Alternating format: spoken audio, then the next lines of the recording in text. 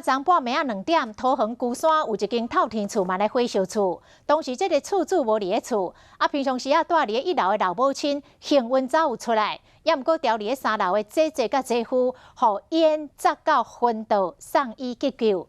这姐姐恢复着意识，但是姐夫亡生了。 相对员爬起2楼，透过无线电咧回报，厝内拢是乌烟。桃园龟山这栋透天厝伫透早2点火烧厝。阿某2人互人救出来，因过2人拢已经唔知人啊，随互人送去病院急救。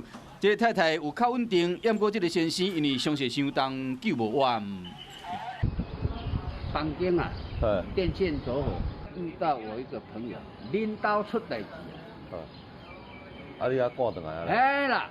尤先生当时出去找朋友无伫厝，逃过一劫。因老母平时住伫1楼，嘛好佳在有走出来，可能是2楼房间内底电风小拍电才造成火灾。加上厝内有真侪杂物，或者是2楼瞬间拢着火。乌烟日清，才好住伫3楼的姐姐甲姐夫掉入内底，无度逃生，造成一死一伤的悲剧。赶紧走转去看，厝内无烧着的，嘛拢分到乌麻麻。 自家伙3台带做伙，想到会发生意外，警方嘛要追查导火原因。